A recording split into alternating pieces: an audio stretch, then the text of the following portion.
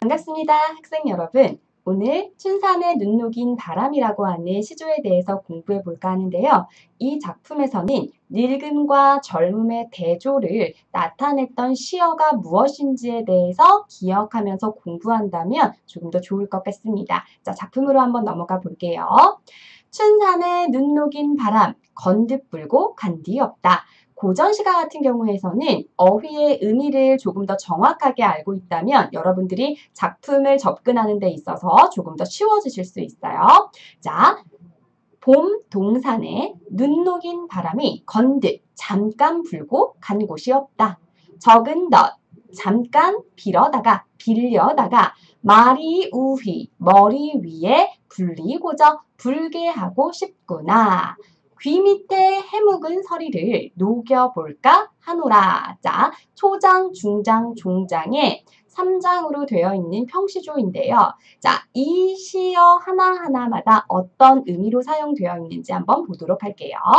춘산이라고 하는 이 부분은 첫 번째는 봄의 동산이다. 시어 그대로 해석하면요. 하지만 여기서 또 다른 의미는 봄은 인생의 흐름 중에 젊음을 상징하는 거잖아요. 그래서 청춘이다라고 읽어내실 수 있습니다. 그러면 이 춘산이라고 하는 시어가 봄의 동산과 청춘이라는 의미 두 가지로 해석될 수 있으니까 우리는 얘를 중의법이 쓰였다라고 읽어내실 수 있어요. 이렇게 봄의 동산에 눈을 녹이는 바람이 잠깐 불었대요. 그래서 이렇게 이 바람을 빌려다가 어디에 나의 머리 위에도 불게 하고 싶다. 귀 밑에 해묵은 서리. 그러면 귀 밑에 해묵은 서리? 그러면 우리 귀 밑에 난 하얀색 서리래요. 그러면 생각해 볼까요?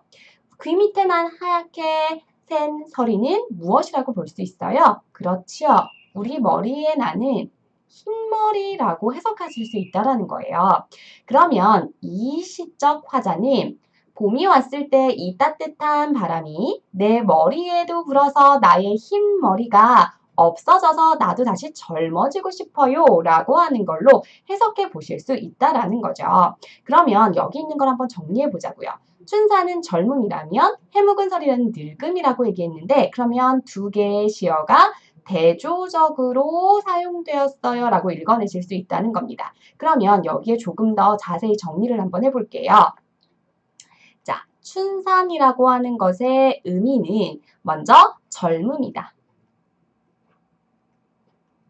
그리고 무엇의 상징입니까? 청춘의 상징이다. 맞죠? 그리고 또 하나, 눈을 녹이고 무한산일까요? 새순이.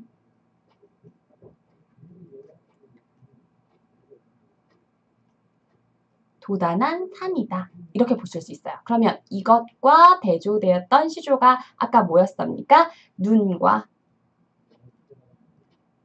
설이라는 단어를 읽어내실 수 있다는 거죠. 그러면 얘가 젊음과 청춘의 상징이었다면 눈과 설이의 상징적인 의미는 늙음을 상징한다. 그리고 또 하나는 귀 밑에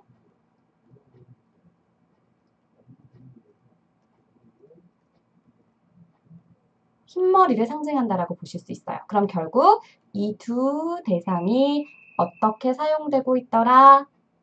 대조라고 하는 표현법으로 사용되고 있어요 라고 읽으실 수 있다는 거죠. 그럼 결국 이 마지막에 귀 밑에 해묵은 서리를 녹여보겠다라고 한다는 건 내가 늙음을 한탄하면서도 인생을 달관하겠다. 그럼 여기서 말하는 달관이라고 하는 것의 상징적인 의미는 사물이나 말에 얽매이지 않는다. 즉 얽매이지 않고 그 대상을 뭐 했다?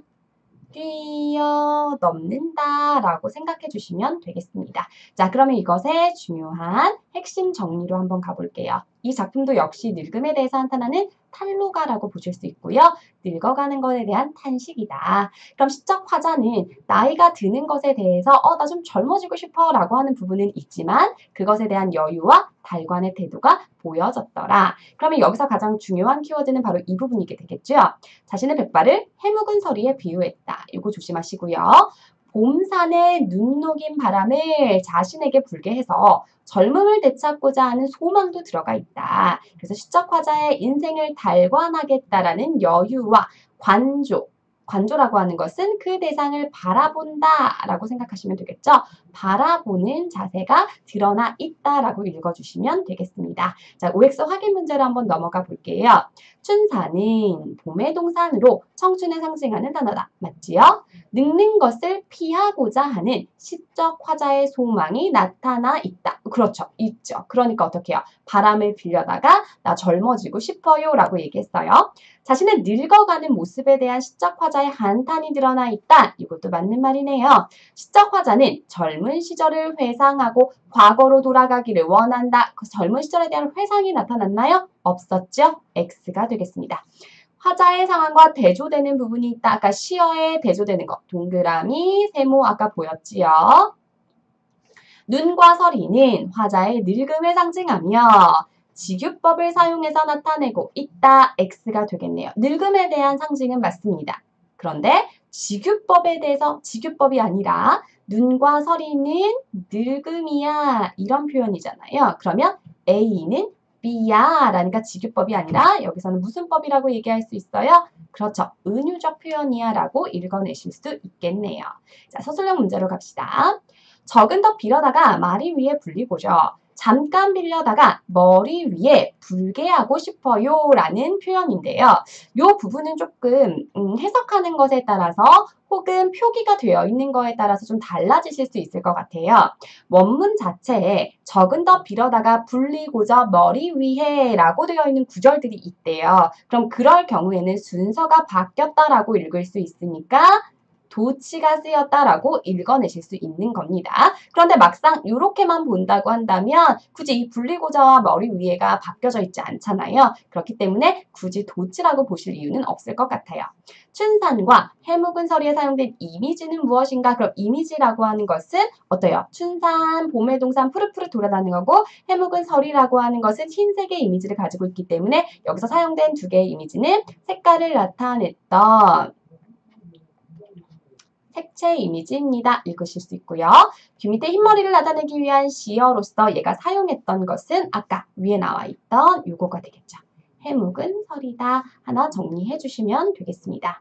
그러면 늙음을 나타내는 시들이 해학적인 표현이라던가 참신한 시어를 사용한 작품들이 생각보다 많이 나타나 있기 때문에 늙음에 대한 관련되어 있는 시조들에 대해서 여러분들이 차근차근 공부해 두시면 나중에 시험 보시거나 혹은 공부하는 데 있어서 많이 도움이 될 거라고 생각합니다. 다음 시간에는 새로운 작품으로 여러분과 다시 만나보도록 할게요.